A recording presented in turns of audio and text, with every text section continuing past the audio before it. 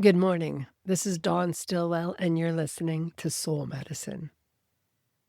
Today's topic is you don't have to hate who you used to be. So let's settle in, take a breath. You're safe here. As we go through life, we grow and we change. Sometimes we look back on the person that we used to be, and we might feel shame. We might judge that person pretty harshly. But today, I want you to look at that person that you used to be, the one that maybe causes you to be embarrassed or causes you shame. And I want you to look at that person, that former version of you, through the eyes of love and compassion. Back in those days, you were doing the best that you knew how to do with the knowledge that you had.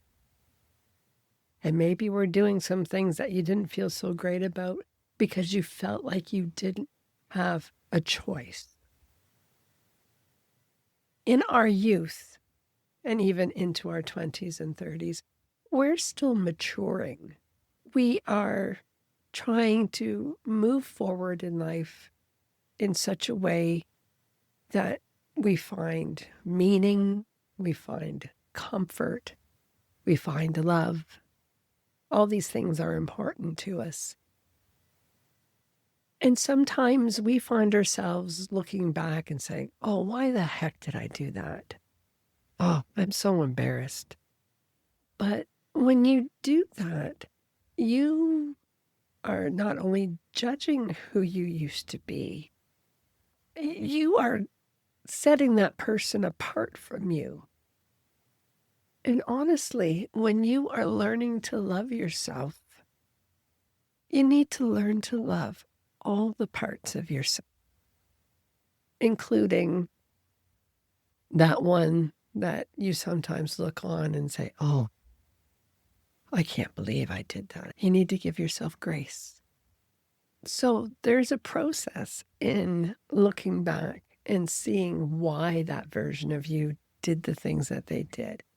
And when you look at them with grace and with understanding, you might find that, oh yeah, she didn't know better. She didn't know what I know now.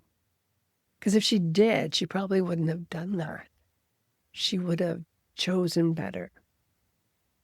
I believe it was Maya Angelou that said, do what you know to do, and when you know better, do better.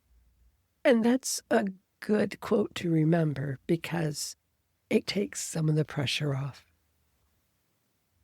Almost everybody I know, save for maybe sociopaths, are doing the best that they can with the knowledge that they have. What does that mean for when you're looking at that former version of yourself?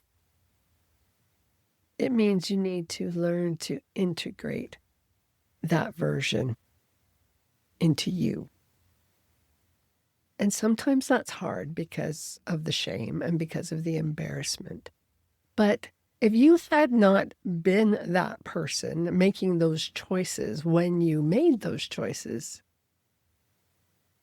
you wouldn't have had the experiences that have led to you being the person that you are now. Rejecting who you used to be only creates harm in the psyche. We need to be gentle with ourselves, not only now, but gentle with the person that we used to be. When we are able to integrate that person into who we are now, accepting them and offering them compassion, then we learn to feel okay about who we were because we realize we're not that person now, but that person's journey is also our journey. And we are here right now in this current version of ourselves with that experience. And if you're truly learning to love yourself, you know that the person that you are wouldn't be that person without that former one. What I want to point out is that you are worthy of love and you are worthy of acceptance. And it doesn't matter what you were, and it doesn't matter who you are now. And when you can finally give that to yourself, that you can look upon yourself as being worthy and accept yourself for who you are and love yourself for who you are. When you are in that position, the benefit is that you can also extend the grace to love and accept others where they are and give them understanding if they share about their past. I'm going to leave you today with a blessing. So if you want to close your eyes and just listen, I hope you will take this in the spirit that it is offered. May you make peace with the person you used to be. May you release her from your judgment and see the sincerity she carried. May you honor the courage it took to believe what you believed and to change when it no longer fit. May you trust that nothing in your story was wasted, not the certainty, not the doubt, not the unraveling. May you integrate every former version of yourself with tenderness instead of shame. And may you walk forward whole, not because you erased your past, but because you embraced it. That's my message for today. This has been Dawn Stilwell and Soul Medicine. See you next week.